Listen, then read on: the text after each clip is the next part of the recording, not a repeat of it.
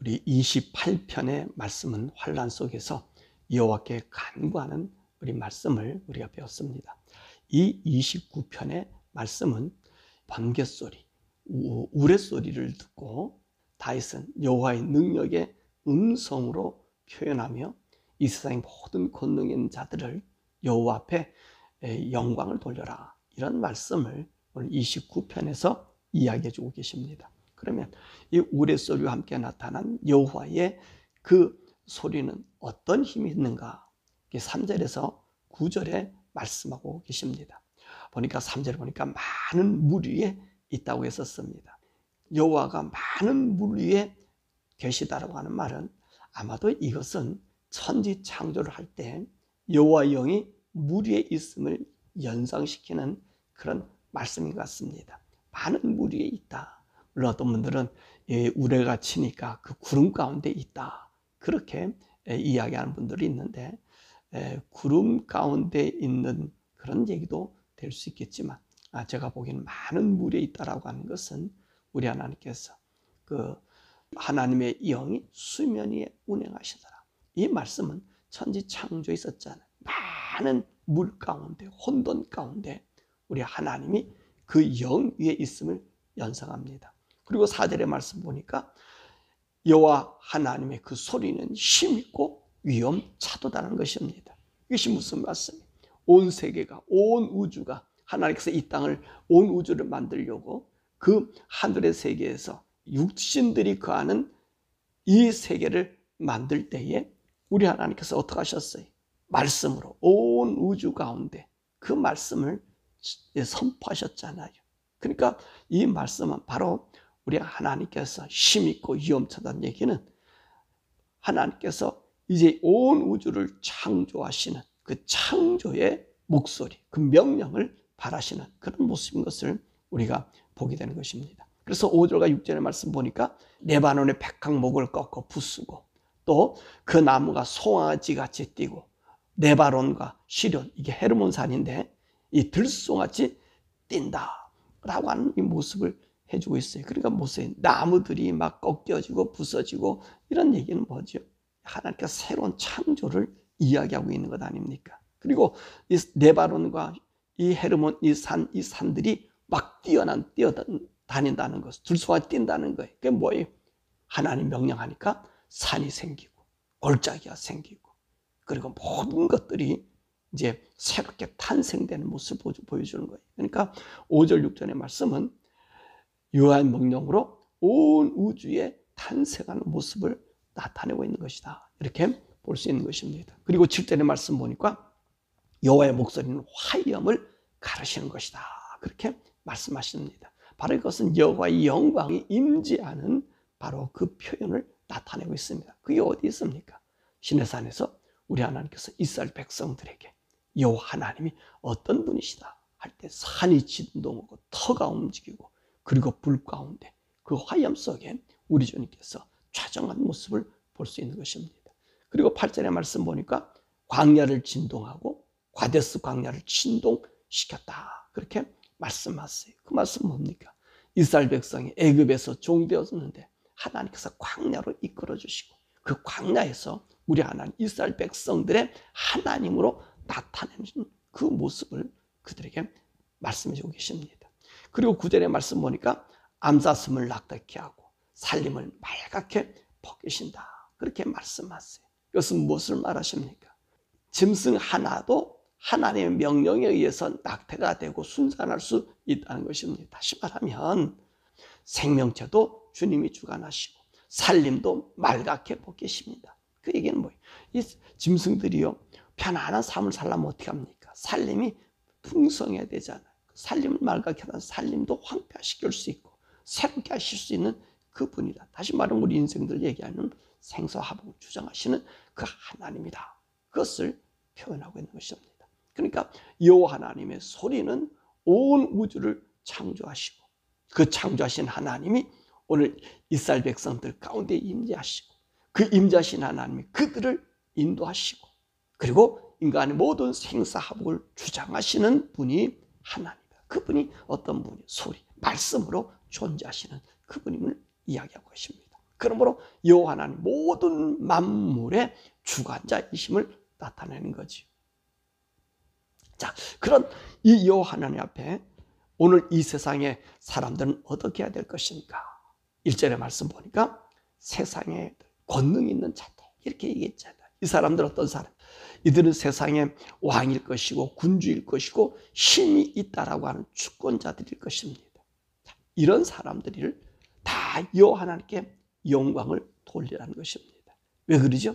모든 주권과 능력은 하나님 손에 있다는 거죠. 우리 인생들의 주권, 우리 인간들은 아무래도 이 산을 움직일 수 있어요? 할 수 없잖아요. 자기가 생사하고 주관할 수 있어요? 없잖아요. 그렇죠? 이것은 오직 하나님만 하실 수 있다는 거예요. 우리 인간의 권리와 능력과 고난과 이 권세라는 것은 이 시한적인 것, 자기에 주어진 한 간격의 한 부분이지만 우리 하나님 어떤 하나님, 영원한 하나님이기 때문에 그 하나님께 영광을 돌리라는 것입니다. 그럼 어떻게 하나님께 영광을 돌리는가? 2절의 말씀 보니까 거룩한 옷 입고 예배를 드릴 것을 이야기합니다. 그래서 이 예배는 여호와께 예배드리는 예배는 어떤 예배? 단순한 예배가 아니라 꿇어 경배하라는 말입니다. 이 여호와 하나님께 경배하는 모습을 잘 나타내는 것이 어디지요? 우리는 계시록 4장과 5장에 있는 말씀 보면 24장로들이 여호와 하나님께 경배하고 자신의 면류관을 다 하나님께 돌려드리는 모습을 볼 수 있습니다. 이렇게 하라는 거예요. 이 24장로가 하나님 앞에 드렸던 것처럼 그 만물의 하나님 앞에 꿇어 경배하지 않을 수가 없잖아요. 이사야도 그랬잖아요. 하나님 만나니까 그냥 꿇어 엎드려 경배할 수밖에 없잖아요. 그것이 오늘 우리 인생이란 말이죠. 그러니까 온 땅에 있는 이 권능자들은 여호와를 경배하라는 것입니다. 왜냐하면 우리 여호와 하나님이 우리를 영원히 다스리시는 분이시다. 10절의 말씀 보니까 홍수 때 자정하셨다는 거예요. 여호와 하나님 홍수 때 자정하셨다. 이 홍수 때 자정하셨다는 말이 뭐예요? 하나님께 홍수를 내려서 모든 인생들을 어떻게 하셨어요? 죄 있는 인생들을 다 멸망시켰었어요. 그러면서 거기서 뭐라? 영원한 왕이라고 말씀하시나. 영원히 왕. 그러니까 홍수 때부터 지금까지 계셨던 하나님. 처음 온 우주를 창조하셨던 창조의 하나님. 그 하나님 앞에 이 세상의 모든 권능과 영광들과 그리고 주관자들은 하나님 앞에 경배해야 된다는 말씀입니다. 그분은 우리를 영원히 다스리게 되기 때문에 영원한 왕이시기 때문에 그렇게 말씀하고 계시죠. 그러면서 오늘 다윗은 뭐라고 얘기하느냐? 그 여호와 하나님의 백성이 되는 것. 그 백성이 될 때 주는 특혜가 무엇인가? 11절에 있잖아요. 자기 백성에게는 힘을 주시고 평강의 복을 주신다. 그래요. 여호와는 나의 힘이시다. 다윗은 그 고백했잖아.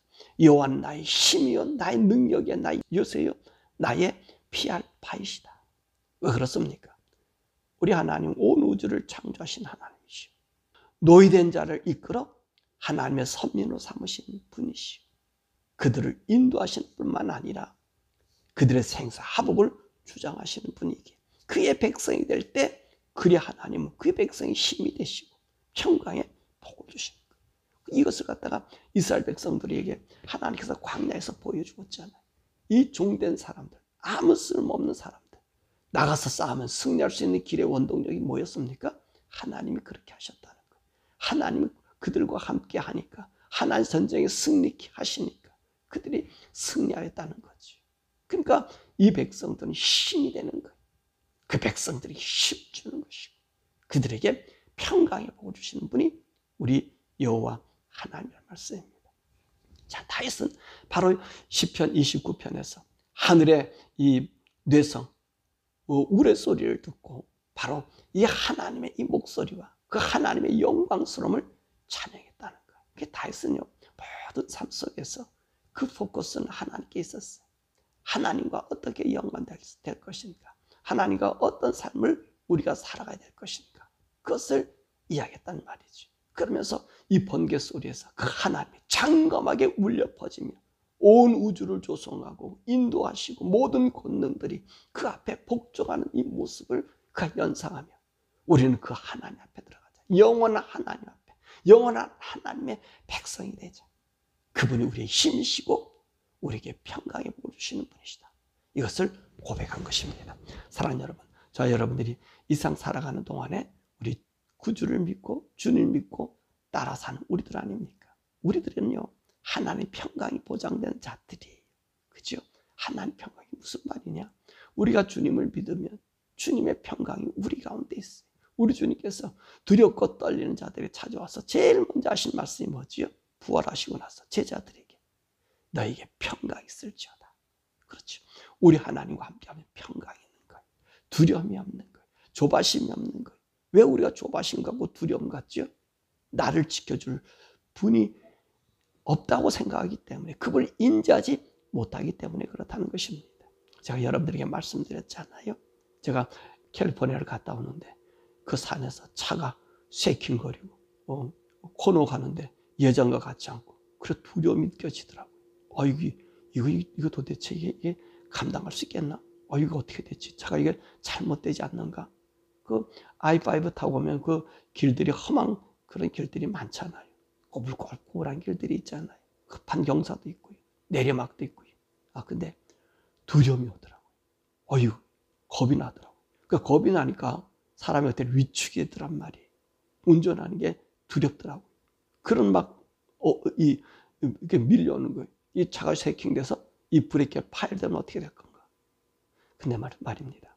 저에게 한 가지 믿는 것이 있었어요. 뭐냐면 내가 죽을 날은 내 사명이 다 끝날 때 내가 죽는다. 하나님 그때까지는 나를 이 차가 어떤 차든지 나를 지키시고 보호하신다. 그런 마음이 제게 들어왔어요. 그 다음부터 운전이요. 그렇게 쉐이킹거려도 두려움이 없어졌어요. 그러니까 운전하기가 편하더라고요. 마음이 편해지기 시작하더라고요. 그리고 그 오는 길, 가는 길, 덕이 오는 길 속에서도요. 두려움이 없었어요. 갈 때 그냥 쉐이킹이 많이 일어났거든요. 또 올 때도 쉐이킹이 많이 일어났거든요. 브레이크 잡을 때마다, 커브를 돌 때마다. 생각해 보세요. 그게 불안정한 차란 말이에요. 그런데 내 사명이 안까지 남아있지. 나와 하나님과 약속한 시간이 있지. 그러니까요, 두려움이 없어요. 그러니까 차도 편안해지는 것 같아요. 마음의 이 병이 오히려 환경을 더 불안하고 무섭게 만드는 것 같아요. 근데 하나님이 내게 준 사명을 이룰 때까지, 내게 준 이 약속을 이룰 때까지 그분이 나를 지키신다. 어떤 곳에 있든지 간에 그분이 나를 보호하신다. 그러면서 한국에서의 사고 난 거, 그 모습을 연상되면서 그래, 하나님은 나를 그렇게 지키신다. 사랑하는 여러분, 우리가 평강을 얻지 못하는 것은 그분을 믿지 못하기 때문에 그래요. 그분을 잊어버려서 그런 거예요. 그분을 향하여 우리의 눈을 들고 우리의 마음을 주님께 드리면 우리 하나님은요, 우리의 힘 되시는 분이셔요. 우리에게 평강 주시는 분이시고 우리의 요새가 되시고 우리 모든 걱정과 근심에서 제거해 주시는 분이에요. 오늘 다윗은요, 이 우레소리를 듣고 하나님의 그 영광을 찬양한 거예요. 하나님의 능력 있는 하나님 발견한 거예요. 옛날에 그랬잖아요. 번개치고 심하게 치면 어떻습니까? 사람들이 두려움과 공포에 빠졌잖아요. 그죠? 지금도 모르고 마찬가지예요. 이 검은 하늘에 불이 번쩍거리고 꽝꽝거리면요, 심장까지 벌렁벌렁거리잖아요.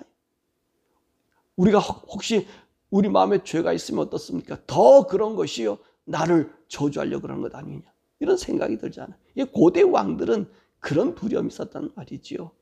통치자들의 마음에 그런 두려움이 있었어요.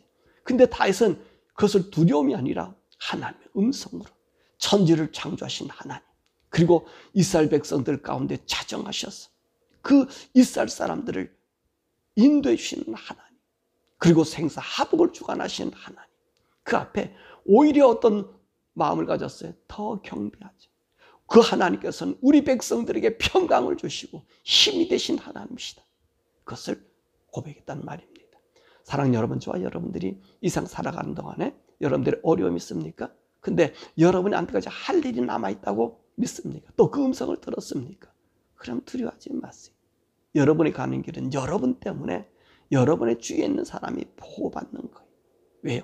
그 사명을, 주신 사명을 이루기 위해서죠. 그 사명을 하나님께서 이끌어 나가시기 때문에 그렇다는 것입니까? 두려워하지 말라는 거예요. 더욱 우리는 어떤 사람들이에요? 하나님의 아들로서 성령님이 우리 가운데 거하는 성령의 사람들이, 하나님의 신이 우리와 함께 있는 자들이, 하나님의 영이 있고 하나님의 신이 우리 속에서 주관하고 있는데 우리가 무엇이 두려움난 말이에요. 오늘 여기 있는 말씀 보니까 모든 권능들이 어디서 하나님께 경배해야 돼? 주의 성전에서. 또 이 하나님 모든 천지 창조가 이 성원을 어디서 찬양했습니까? 9절에 보니까 주의 성전에서 하나님의 이 말씀이 선포되더라는 거예요. 근데 보세요. 저 여러분들의 성전은 우리 마음에 있잖아요. 여기는 우리 교회, 주 예수 교회라는 이 건물이 아니라 여러분 마음속에 주 예수가 계시잖아요. 그렇죠? 그 교회가 여러분이 있잖아요. 근데 그 하나님 계신데 무엇이 두렵고 무엇이 무서울까요? 두려울 것 없어요. 만약에 우리 생애가 끝나면 우리 주님이 부활하셔서 영원한 천국을 우리에게 주신 그 천국이 기다리고 있는데 오히려 더 소망이지요. 죽는다는 것이 더 소망인 거예요.